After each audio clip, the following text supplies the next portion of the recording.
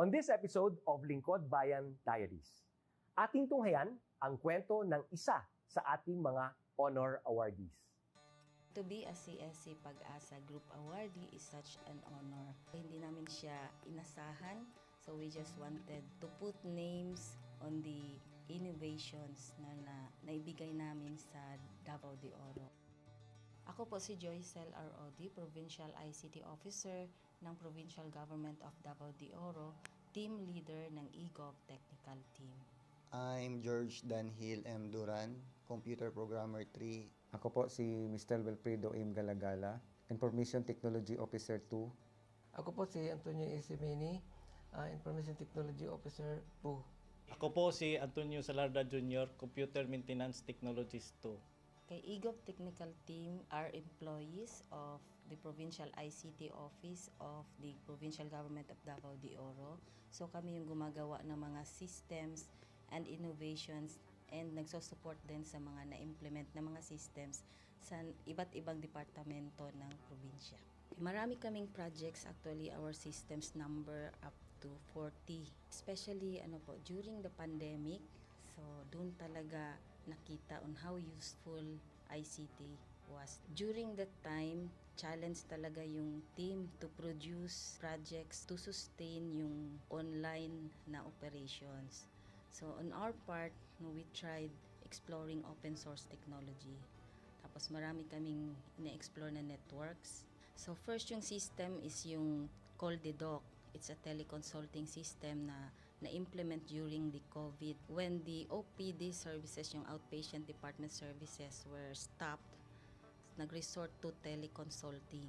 Another project mentioned is yung COVID testing information system. So just like any typical molecular laboratory na systems, ito ay data bank ng mga specimens na tinitest, tapos nagbibigay yung system ng result ng mga test. During pandemic, nagamit talaga siya kasi kailangan validated yung result, so QR coded yung aming test result. Isang very challenging project namin is yung household profiling and needs assessment. So kailangan merong list ng mga possible recipients ng bigas, and then wala kaming updated list nun. So kailangan in 1 month's time makaproduce kami ng system kasi magro-roll out ng survey sa buong probinsya. Nag-try akong mag-tap sa isang UN organization, yung UNDP. Tapos, nag-request ako kung pwede ba kaming turuan on how to do survey using Kobo Collect. And we were blessed, kahit wala kaming formal agreement, no monetary considerations, tinuruan nila kami. And in 1 month's time, na-produce namin yung app. Then after that, dire-diretso na po. Hindi rin namin ma-imagine na in 6 months' time, nakandak yung survey using employees only of the provincial government. So nakamobilize kami ng mga 200 plus enumerators. Talagang nilibot yung entire province, 236 barangays, bahay-bahay yan. Tapos nakuha namin yung data with maps. Na mapping namin yung mga households. So and very appreciated po yung output ng systems. Kami nasa LGU, na-feel namin yung need na dapat ma-institutionalize yung ICT departments. Nasa digital age na tayo, so hindi pwedeng hindi tayo mag-upgrade or mag-adapt ng ICT. So basically, yung ICT, nagagamit siya para ma-optimize yung ating mga processes. Aside from that, yung interconnectivity, interoperability ng different offices, napapadali yun through ICT. So, talagang dapat i-leverage yung ICT ng any organization, not just the government. Kung mapansin nyo, lahat ng developed countries is naka-leverage talaga sila sa ICT. Maraming magaling sa Philippines, medyo may problema lang tayo dun sa interconnectivity and interoperability kasi parang nangyari, parang kanya-kanya yung mga LGUs, kanya-kanyang innovations. And if you can see from the national, paiba-iba yung mga systems hanggang dun sa baba. So, yun din isa sa panawagan namin, sana magkaroon ng uniform na standards and protocols in developing systems para hindi masayang yung mga efforts ng mga nasa baba. Okay, my message to my fellow public servants, so let us continue to be a gift. Di ba, pag gift ka, maganda ka, mapapasaya mo yung recipient, kay magiging useful ka sa recipient. So, isa lang yun sa palagi kong isinasa puso, no? Continue to adapt to the change, especially in ICT innovation. Even though marami tayong challenges na related to it, just continue to adapt to the ever-changing progress in technology. Kaya ang masabi ko lang sa mga kawani ng gobyerno, kung trabaho tayo, gawin natin talaga yung nasa puso natin. Gawin mo lang ang dapat mong gawin upang kung ano mang gusto mong maitulong para sa bayan. Na patuloy lang natin ang ating mga mabubuting gawain sa gobyerno para sa ating mga kababayang Pilipino. Kami ang EGOV Technical Team ng Davao de Oro at ito ang aming kwentong Lingkod Bayani.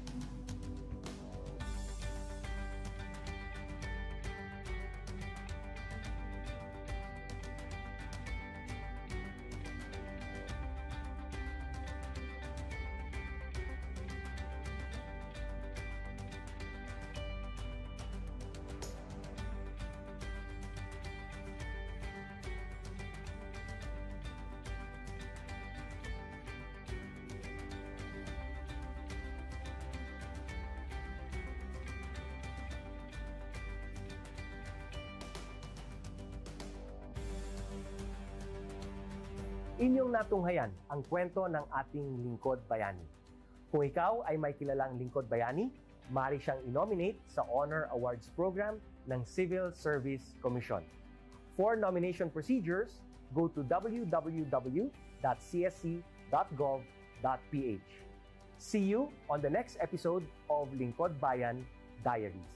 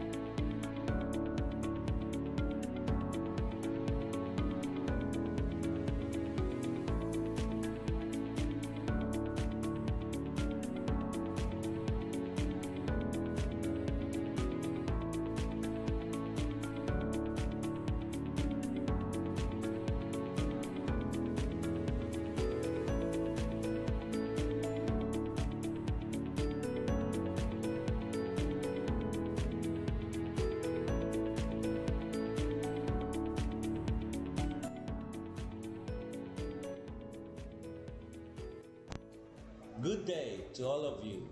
On behalf of the University Registrar's Office, I welcome everyone warmly. As the head of this esteemed institution, I am privileged to introduce our office and share the valuable services we provide. The University Registrar's Office serves as the administrative heart of our university, functioning as a central hub for academic records, student enrollment, and course registration. We are dedicated to supporting the success of our students and personnel by ensuring the smooth operation of all educational processes.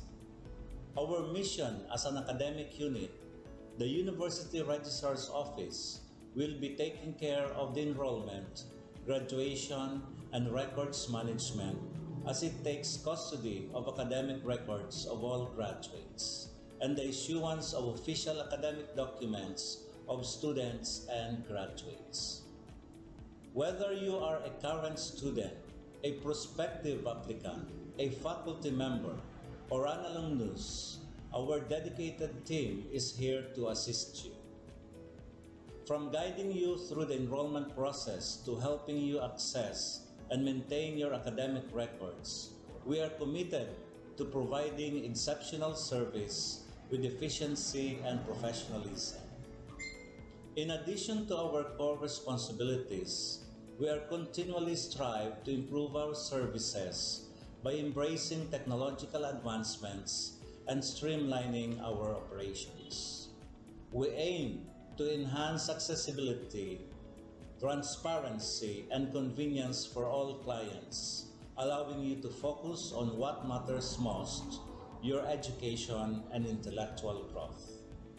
As University Registrar, I am honored to lead a team of talented professionals passionate about supporting your academic journey. We understand the challenges and aspirations of higher education and are dedicated to serving as your trusted partner throughout your time at our university. In closing, I extend my heartfelt welcome once again. The University Registrar's Office is here to assist, inspire, and empower you as you embark on your intellectual endeavors. We look forward to collaborating with you and contributing to your success in every possible way. Thank you, and may this be the beginning of a remarkable academic journey for each of you as a university for humanity.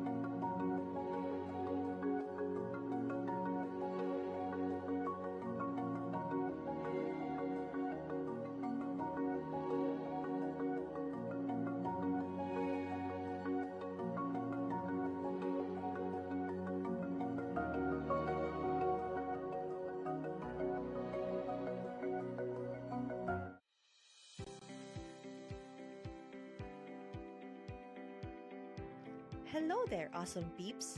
Guess what's up? Panahon na para iparinig ang iyong boses at bumoto. Pero para maging bahagi ng pagbabago, kailangan mo muna maging rehistrado. Huwag palampasin ang pagkakataon na magbigay ng iyong kontribusyon sa kinabukasan ng ating bansa. Ang Continuing Voters Registration ay bukas na simula February 12, 2024. Kung ikaw ay unang beses na boboto o kailangan mag-update ng impormasyon, ngayon na ang panahon para kumilos. Simple lang ang mga kailangang gawin. Una, pumunta sa iyong local registration centers o mga scheduled satellite registration sa inyong lugar at magdala lamang ng valid IDs o iba pang dokumento ng pagkakakilanlan. Tandaan, hindi tinatanggap ang mga sumusunod na ID: Employer or Employee ID, Community Tax Certificate o Cedula, Police Clearance. But wait, there's more!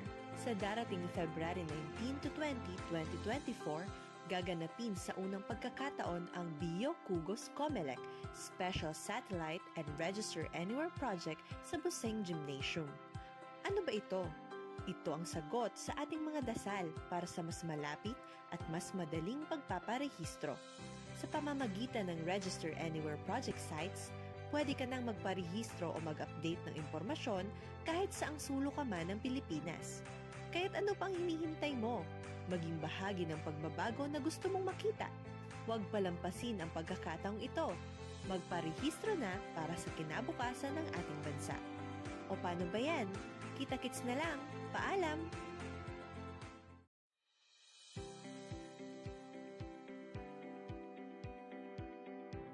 Hello there, awesome peeps! Guess what's up? Panahon na para iparinig ang iyong boses at bumoto. Pero para maging bahagi ng pagbabago, kailangan mo muna maging rehistrado. Huwag palampasin ang pagkakataon na magbigay ng iyong kontribusyon sa kinabukasan ng ating bansa. Ang Continuing Voters Registration ay bukas na simula February 12, 2024. Kung ikaw ay unang beses na boboto o kailangan mag-update ng impormasyon, ngayon na ang panahon para kumilos. Simple lang ang mga kailangang gawin. Una, pumunta sa iyong local registration centers o mga scheduled satellite registration sa inyong lugar at magdala lamang ng valid IDs o iba pang dokumento ng pagkakakilanlan. Tandaan, hindi tinatanggap ang mga sumusunod na ID: Employer or Employee ID, Community Tax Certificate o Cedula, Police Clearance. But wait, there's more! Sa darating February 19 to 20, 2024, gaganapin sa unang pagkakataon ang Bio Kugos Comelec Special Satellite and Register Anywhere Project sa Buseng Gymnasium. Ano ba ito? Ito ang sagot sa ating mga dasal para sa mas malapit at mas madaling pagpaparehistro. Sa pamamagitan ng Register Anywhere Project sites, pwede ka nang magparehistro o mag-update ng impormasyon kahit saang sulok ka man ng Pilipinas. Kaya't ano pang hinihintay mo? Maging bahagi ng pagbabago na gusto mong makita. Huwag palampasin ang pagkakataong ito. Magparehistro na para sa kinabukasan ng ating bansa. O paano ba yan? Kita-kits na lang. Paalam!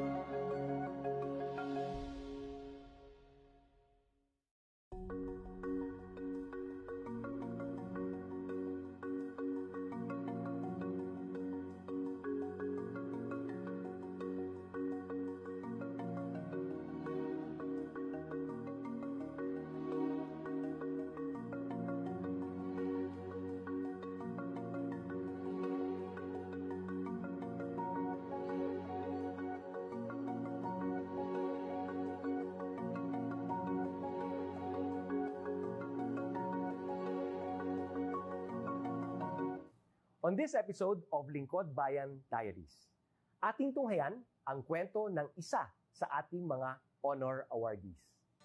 To be a CSC Pag-asa Group Awardee is such an honor. Hindi namin siya inasahan, so we just wanted to put names on the innovations na naibigay namin sa Davao de Oro. Ako po si Joycel R. Odi, Provincial ICT Officer ng Provincial Government of Davao de Oro, Team Leader ng eGov Technical Team. I'm George Danhil M. Duran, Computer Programmer 3. Ako po si Mr. Wilfredo M. Galagala, Information Technology Officer 2. Ako po si Antonio Isimini, Information Technology Officer 2. Ako po si Antonio Salarda Jr., Computer Maintenance Technologist 2. Kay eGov Technical Team are employees of the Provincial ICT Office of the Provincial Government of Davao de Oro. So kami yung gumagawa ng mga systems and innovations and nagsusupport din sa mga na-implement na mga systems sa iba't ibang departamento ng probinsya. Marami kaming projects, actually our systems number up to 40. Especially during the pandemic, so doon talaga nakita on how useful ICT was. During that time, challenge talaga yung team to produce projects to sustain yung online na operations. So on our part, we tried exploring open source technology. Tapos marami kaming ina-explore na networks. So first yung system is yung CallDedoc. It's a teleconsulting system na na-implement during the COVID. When the OPD services, yung outpatient department services, were stopped, nag-resort to teleconsulting. Another project mentioned is yung COVID testing information system. So just like any typical molecular laboratory na systems, ito ay data bank ng mga specimens na tinitest, tapos nagbibigay yung system ng result ng mga test. During pandemic, nagamit talaga siya kasi kailangan validated yung result, so QR coded yung aming test result. Isang very challenging project namin is yung household profiling and needs assessment. So kailangan merong list ng mga possible recipients ng bigas, and then wala kaming updated list nun. So kailangan in 1 month's time makaproduce kami ng system kasi magro-roll out ng survey sa buong probinsya. Nag-try akong mag-tap sa isang UN organization, yung UNDP. Tapos, nag-request ako kung pwede ba kaming turuan on how to do survey using Kobo Collect. And we were blessed, kahit wala kaming formal agreement, no monetary considerations, tinuruan nila kami.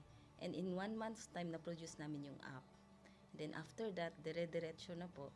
Hindi rin namin ma-imagine na in 6 months' time, nakandak yung survey using employees only of the provincial government. So nakamobilize kami ng mga 200 plus enumerators. Talagang nilibot yung entire province, 236 barangays, bahay-bahay yan. Tapos nakuha namin yung data with maps. Na mapping namin yung mga households. So and very appreciated po yung output ng systems. Kami nasa LGU, na-feel namin yung need na dapat ma-institutionalize yung ICT departments. Nasa digital age na tayo, so hindi pwedeng hindi tayo mag-upgrade or mag-adapt ng ICT. So basically, yung ICT, nagagamit siya para ma-optimize yung ating mga processes. Aside from that, yung interconnectivity, interoperability ng different offices, napapadali yun through ICT. So, talagang dapat i-leverage yung ICT ng any organization, not just the government. Kung mapansin nyo, lahat ng developed countries is naka-leverage talaga sila sa ICT.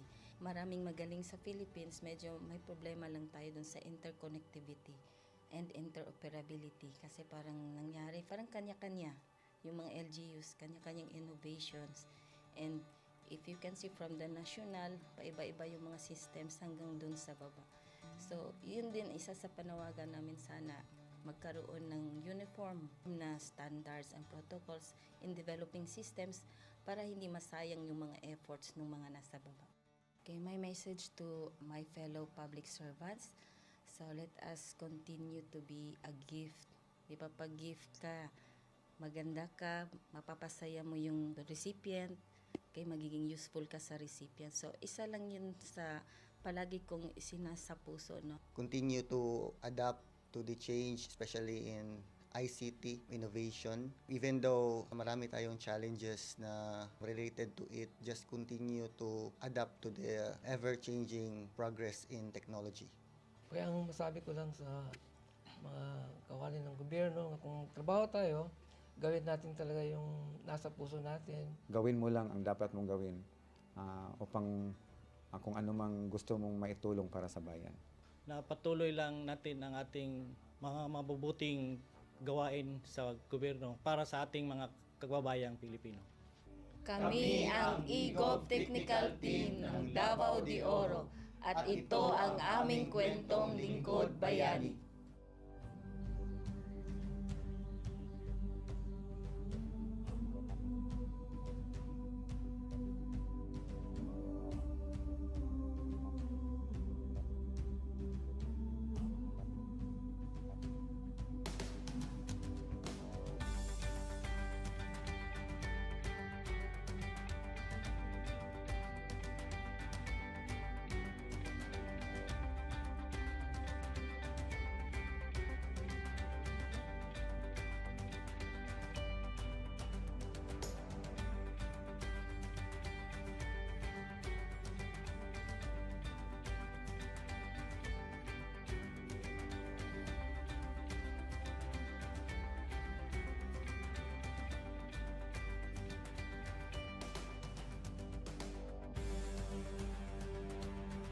Inyong natunghayan ang kwento ng ating lingkod bayani. Kung ikaw ay may kilalang lingkod bayani, maaari siyang i-nominate sa Honor Awards Program ng Civil Service Commission. For nomination procedures, go to www.csc.gov.ph. See you on the next episode of Lingkod Bayan Diaries.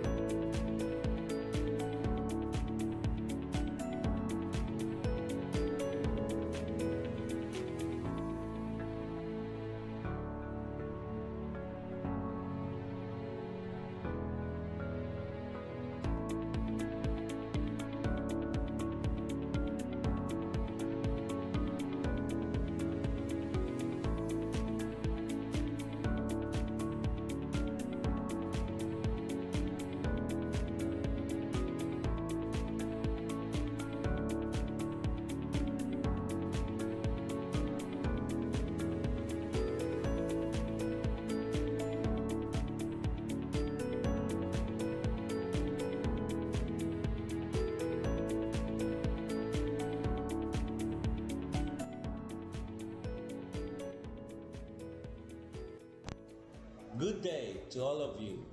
On behalf of the University Registrar's Office, I welcome everyone warmly.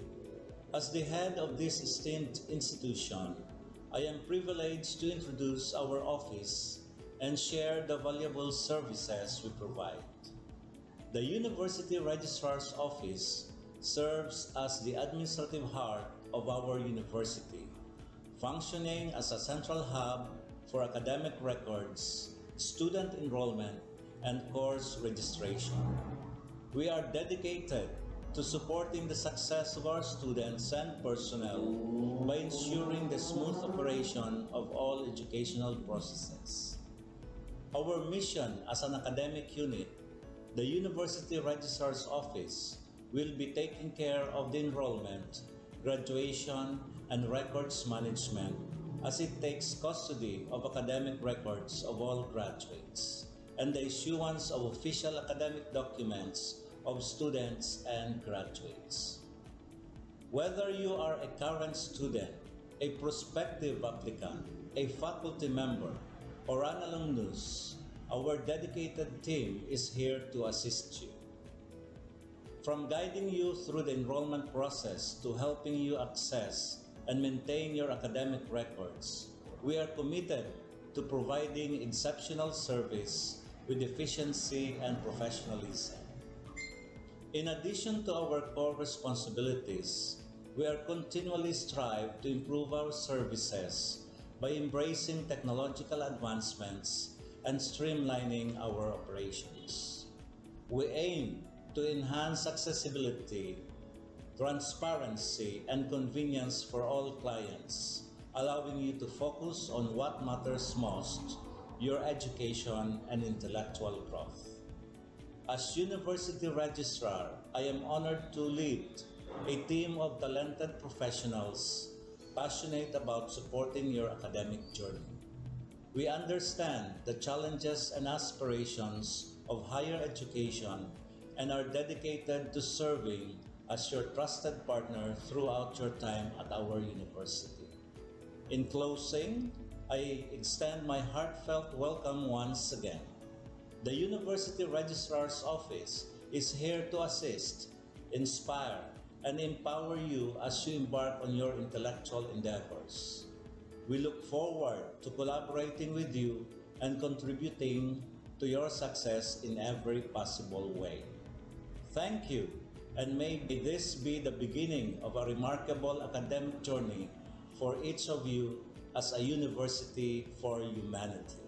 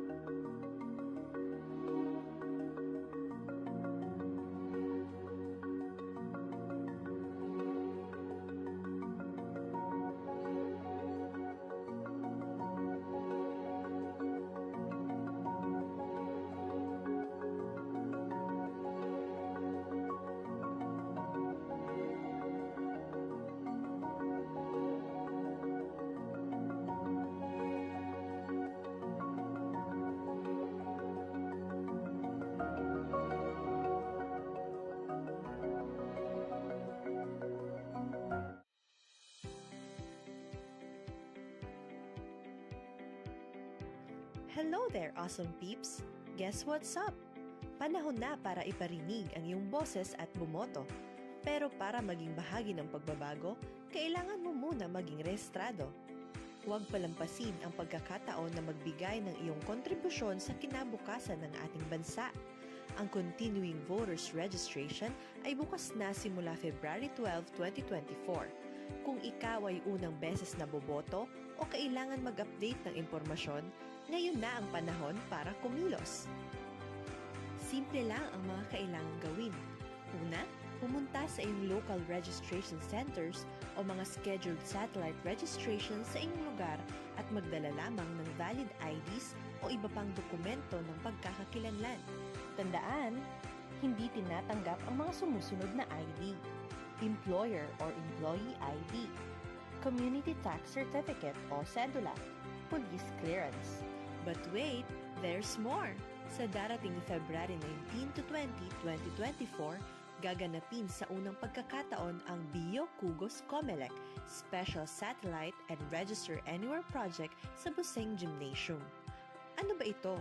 Ito ang sagot sa ating mga dasal para sa mas malapit at mas madaling pagpaparehistro. Sa pamamagitan ng Register Anywhere Project sites, pwede ka nang magparehistro o mag-update ng impormasyon kahit saang sulok ka man ng Pilipinas.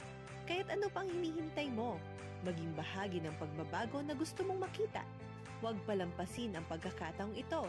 Magparehistro na para sa kinabukasan ng ating bansa. O paano ba yan? Kita-kits na lang. Paalam!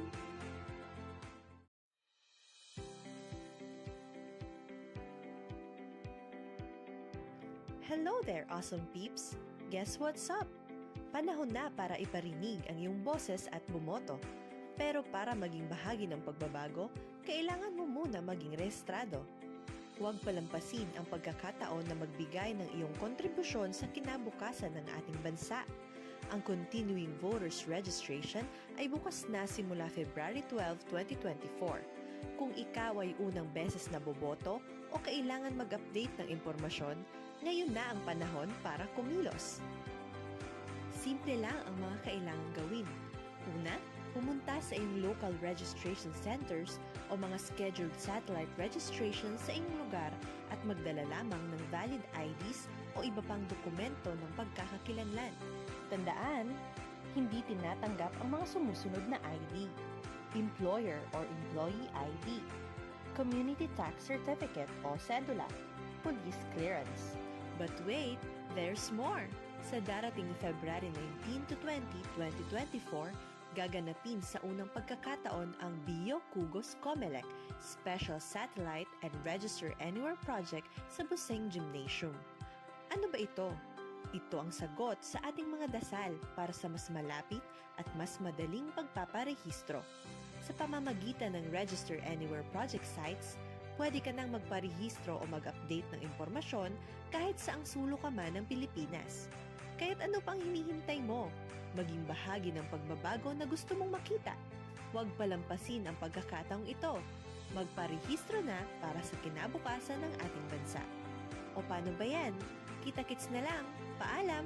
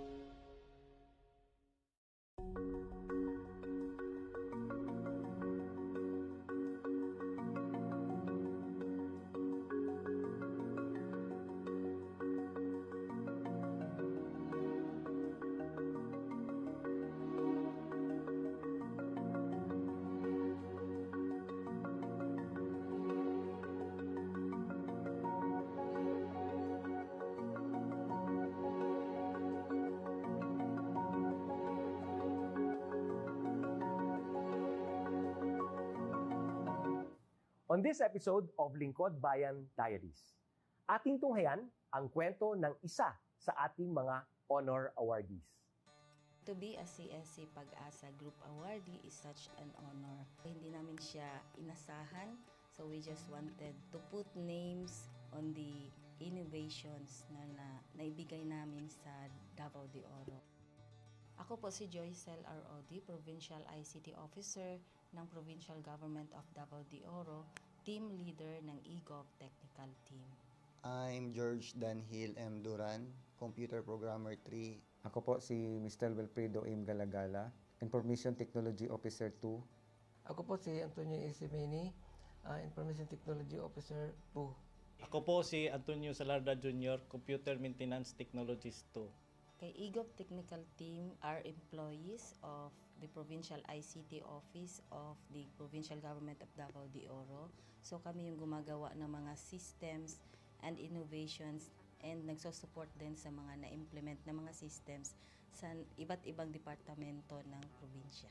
Marami kaming projects, actually our systems number up to 40. Especially during the pandemic, so doon talaga nakita on how useful ICT was. During that time, challenge talaga yung team to produce projects to sustain yung online na operations. So on our part, we tried exploring open source technology. Tapos marami kaming ina-explore na networks. So first yung system is yung CallDedoc.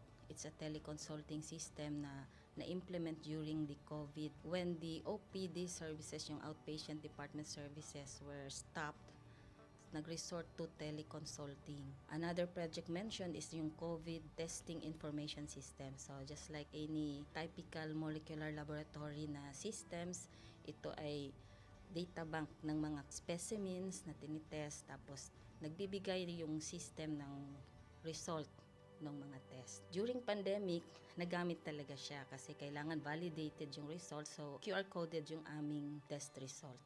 Isang very challenging project namin is yung household profiling and needs assessment. So, kailangan merong list ng mga possible recipients ng bigas, and then wala kaming updated list nun.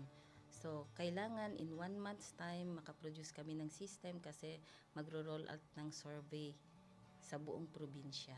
Nag-try akong mag-tap sa isang UN organization, yung UNDP. Tapos, nag-request ako kung pwede ba kaming turuan on how to do survey using Kobo Collect. And we were blessed, kahit wala kaming formal agreement, no monetary considerations, tinuruan nila kami. And in 1 month's time, na-produce namin yung app. And then after that, dire-diretso na po. Hindi rin namin ma-imagine na in 6 months' time, nakandak yung survey using employees only of the provincial government. So, nakamobilize kami ng mga 200 plus enumerators. Talagang nilibot yung entire province, 236 barangays, bahay-bahay yan. Tapos, nakuha namin yung data with maps. Na mapping namin yung mga households. So, and very appreciated po yung output ng systems. Kami nasa LGU, na-feel namin yung need na dapat ma-institutionalize yung ICT departments. Nasa digital age na tayo, so hindi pwedeng hindi tayo mag-upgrade or mag-adapt ng ICT. So basically, yung ICT, nagagamit siya para ma-optimize yung ating mga processes. Aside from that, yung interconnectivity, interoperability ng different offices, napapadali yun through ICT. So talagang dapat i-leverage yung ICT ng any organization, not just the government. Kung mapansin nyo, lahat ng developed countries is naka-leverage talaga sila sa ICT. Maraming magaling sa Philippines, medyo may problema lang tayo dun sa interconnectivity and interoperability kasi parang nangyari, parang kanya-kanya yung mga LGUs, kanya-kanyang innovations. And if you can see from the national, paiba-iba yung mga systems hanggang dun sa baba. So, yun din isa sa panawagan namin sana magkaroon ng uniform na standards and protocols in developing systems para hindi masayang yung mga efforts ng mga nasa baba. Okay, my message to my fellow public servants, so let us continue to be a gift. Di ba, pag gift ka, maganda ka, mapapasaya mo yung recipient, kay magiging useful ka sa recipient. So, isa lang yun sa palagi kong isinasa puso, no? Continue to adapt to the change, especially in ICT innovation. Even though marami tayong challenges na related to it, just continue to adapt to the ever-changing progress in technology. Kaya ang masabi ko lang sa mga kawani ng gobyerno, kung trabaho tayo, gawin natin talaga yung nasa puso natin. Gawin mo lang ang dapat mong gawin upang kung ano mang gusto mong maitulong para sa bayan. Na patuloy lang natin ang ating mga mabubuting gawain sa gobyerno para sa ating mga kababayang Pilipino. Kami ang EGOV Technical Team ng Davao de Oro at ito ang aming kwentong Lingkod Bayani.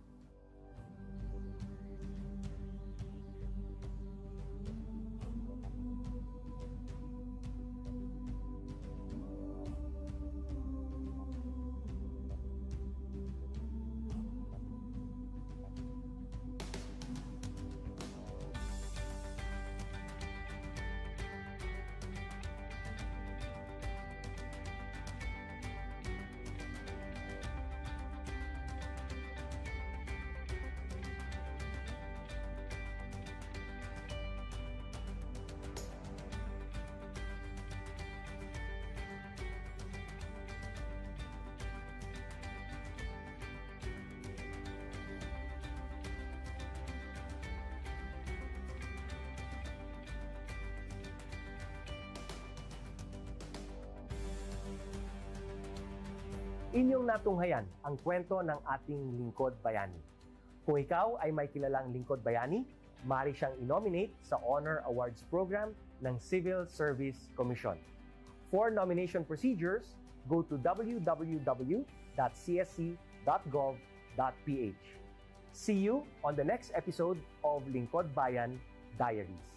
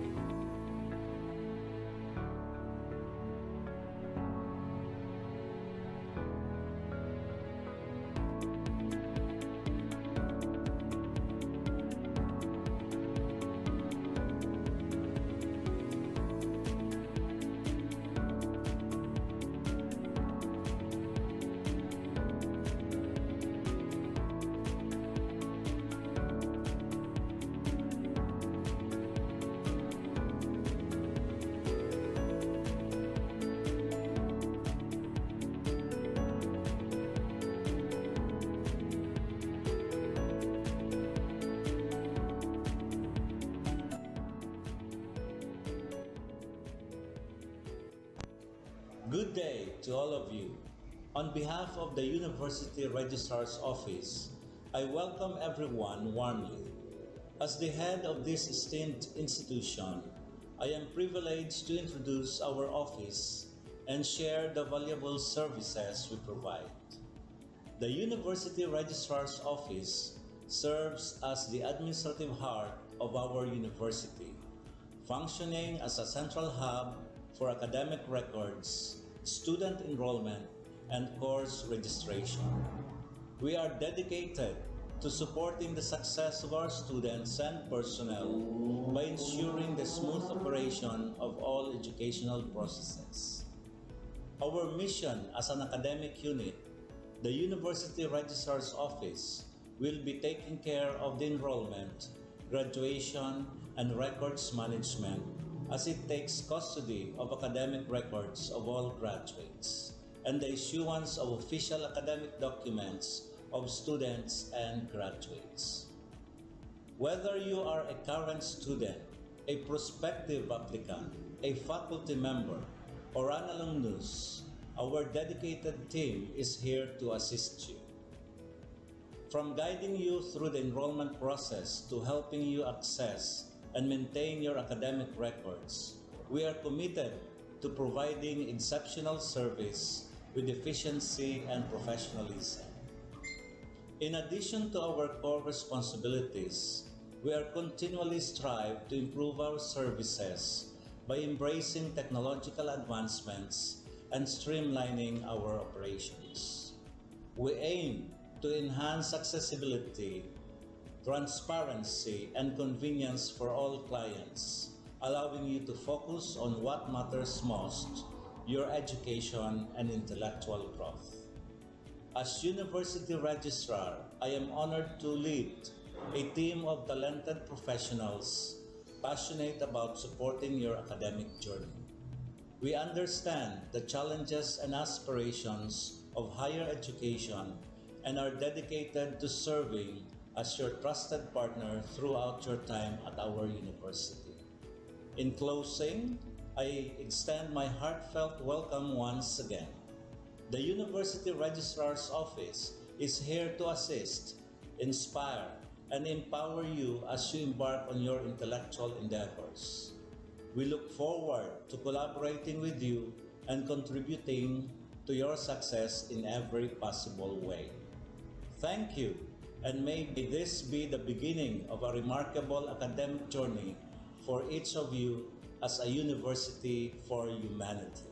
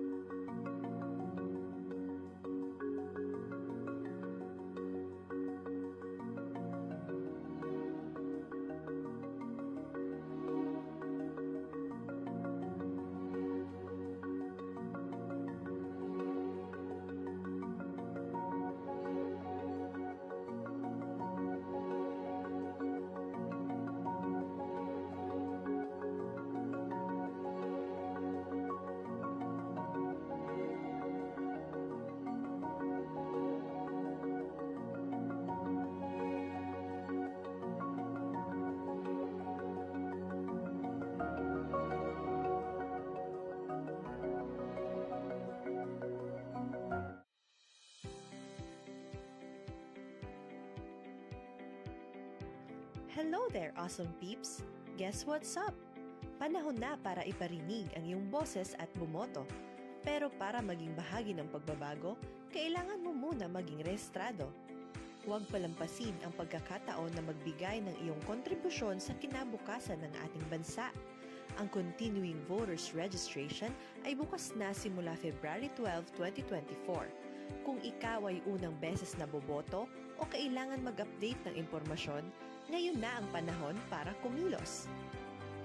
Simple lang ang mga kailangang gawin. Una, pumunta sa iyong local registration centers o mga scheduled satellite registration sa inyong lugar at magdala lamang ng valid IDs o iba pang dokumento ng pagkakakilanlan. Tandaan, hindi tinatanggap ang mga sumusunod na ID: Employer or Employee ID, Community Tax Certificate o Cedula, Police Clearance. But wait, there's more! Sa darating February 19 to 20, 2024, gaganapin sa unang pagkakataon ang Bio Kugos Comelec Special Satellite and Register Anywhere Project sa Buseng Gymnasium. Ano ba ito? Ito ang sagot sa ating mga dasal para sa mas malapit at mas madaling pagpaparehistro. Sa pamamagitan ng Register Anywhere Project sites, pwede ka nang magparehistro o mag-update ng impormasyon kahit saang sulok ka man ng Pilipinas. Kaya't ano pang hinihintay mo? Maging bahagi ng pagbabago na gusto mong makita. Huwag palampasin ang pagkakataong ito. Magparehistro na para sa kinabukasan ng ating bansa. O paano ba yan? Kita-kits na lang. Paalam!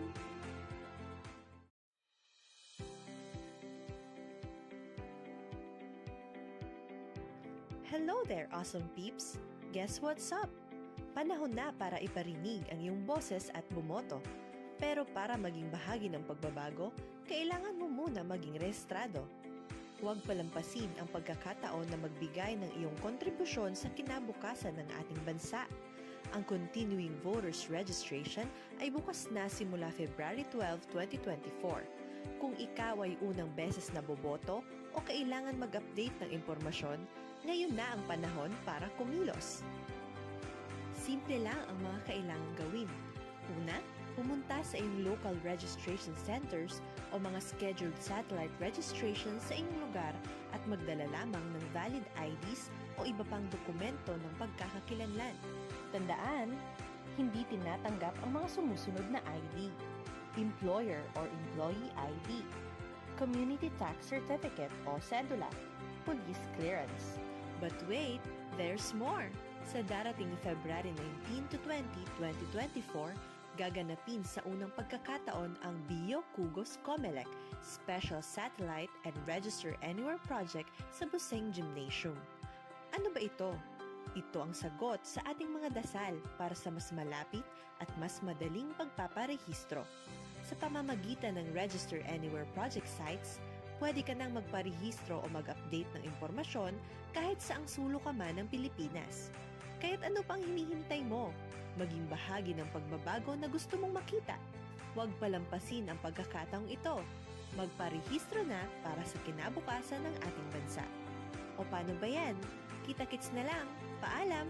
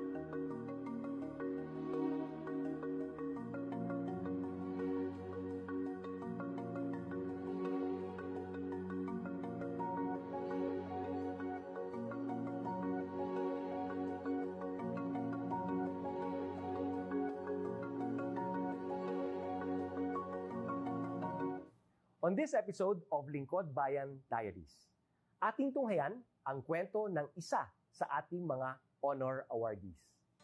To be a CSC Pag-asa Group Awardee is such an honor. Hindi namin siya inasahan, so we just wanted to put names on the innovations na naibigay namin sa Davao de Oro.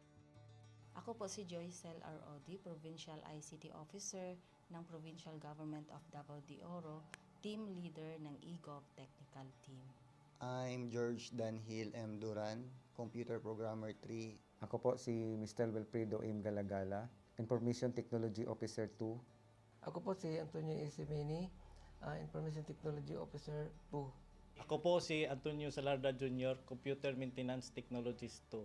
Kay eGov Technical Team are employees of the Provincial ICT Office of the Provincial Government of Davao de Oro.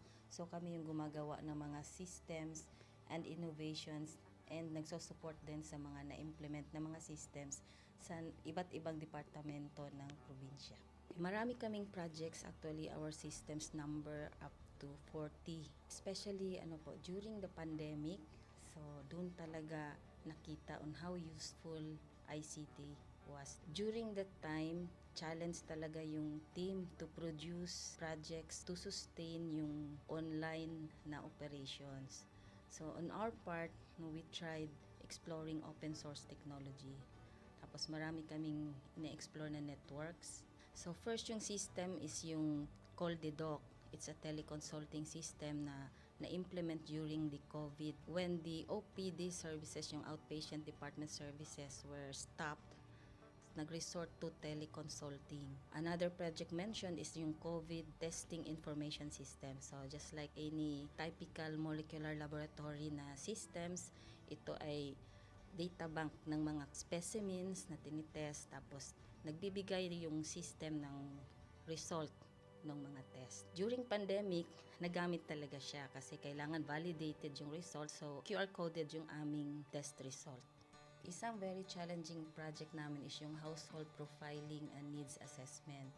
So kailangan merong list ng mga possible recipients ng bigas, and then wala kaming updated list nun. So kailangan in 1 month's time makaproduce kami ng system kasi magro-roll out ng survey sa buong probinsya. Nag-try akong mag-tap sa isang UN organization, yung UNDP. Tapos, nag-request ako kung pwede ba kaming turuan on how to do survey using Kobo Collect. And we were blessed, kahit wala kaming formal agreement, no monetary considerations, tinuruan nila kami. And in 1 month's time, na-produce namin yung app. Then after that, dire-diretso na po. Hindi rin namin ma-imagine na in 6 months' time, nakandak yung survey using employees only of the provincial government. So nakamobilize kami ng mga 200 plus enumerators. Talagang nilibot yung entire province, 236 barangays, bahay-bahay yan. Tapos nakuha namin yung data with maps. Na mapping namin yung mga households. So and very appreciated po yung output ng systems. Kami nasa LGU, na-feel namin yung need na dapat ma-institutionalize yung ICT departments. Nasa digital age na tayo, so hindi pwedeng hindi tayo mag-upgrade or mag-adapt ng ICT. So basically, yung ICT, nagagamit siya para ma-optimize yung ating mga processes. Aside from that, yung interconnectivity, interoperability ng different offices, napapadali yun through ICT. So, talagang dapat i-leverage yung ICT ng any organization, not just the government. Kung mapansin nyo, lahat ng developed countries is naka-leverage talaga sila sa ICT. Maraming magaling sa Philippines, medyo may problema lang tayo dun sa interconnectivity and interoperability. Kasi parang nangyari, parang kanya-kanya yung mga LGUs, kanya-kanyang innovations. And if you can see from the national, paiba-iba yung mga systems hanggang dun sa baba. So, yun din isa sa panawagan namin, sana magkaroon ng uniform na standards and protocols in developing systems para hindi masayang yung mga efforts ng mga nasa baba. Okay, my message to my fellow public servants, so let us continue to be a gift. Di ba, pag gift ka, maganda ka, mapapasaya mo yung recipient, kay magiging useful ka sa recipient. So, isa lang yun sa palagi kong isinasa puso, no? Continue to adapt to the change, especially in ICT innovation. Even though marami tayong challenges na related to it, just continue to adapt to the ever-changing progress in technology.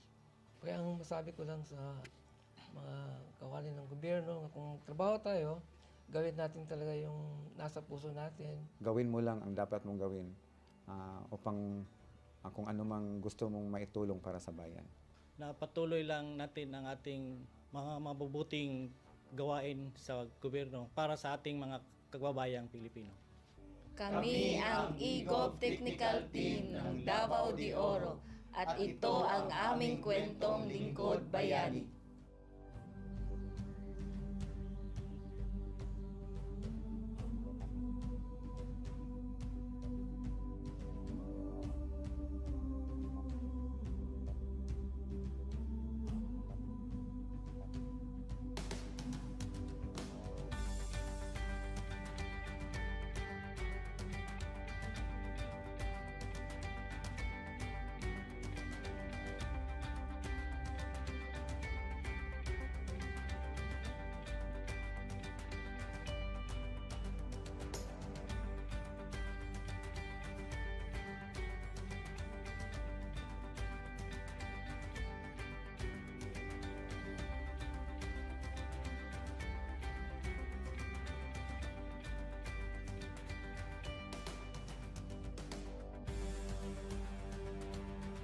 Inyong natunghayan ang kwento ng ating lingkod bayani.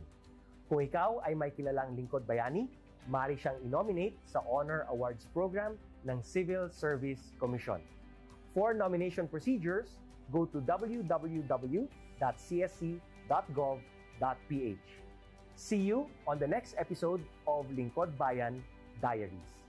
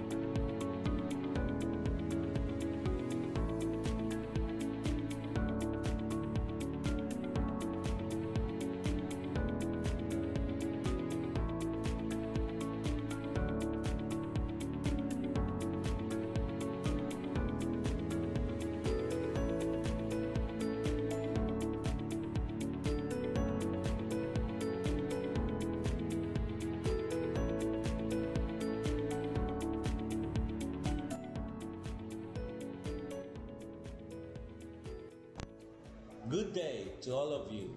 On behalf of the University Registrar's Office, I welcome everyone warmly. As the head of this esteemed institution, I am privileged to introduce our office and share the valuable services we provide.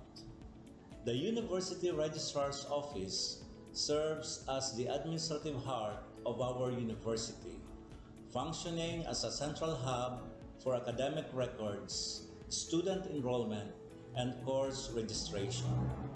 We are dedicated to supporting the success of our students and personnel by ensuring the smooth operation of all educational processes.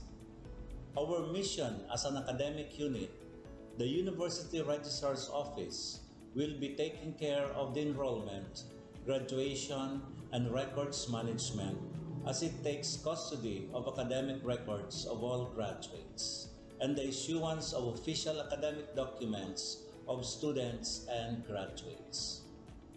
Whether you are a current student, a prospective applicant, a faculty member, or an alumnus, our dedicated team is here to assist you. From guiding you through the enrollment process to helping you access and maintain your academic records, we are committed to providing exceptional service with efficiency and professionalism. In addition to our core responsibilities, we are continually strive to improve our services by embracing technological advancements and streamlining our operations. We aim to enhance accessibility, transparency, and convenience for all clients, allowing you to focus on what matters most, your education and intellectual growth. As University Registrar, I am honored to lead a team of talented professionals passionate about supporting your academic journey. We understand the challenges and aspirations of higher education and are dedicated to serving as your trusted partner throughout your time at our university. In closing, I extend my heartfelt welcome once again. The University Registrar's Office is here to assist, inspire, and empower you as you embark on your intellectual endeavors. We look forward to collaborating with you and contributing to your success in every possible way. Thank you, and may this be the beginning of a remarkable academic journey for each of you as a university for humanity.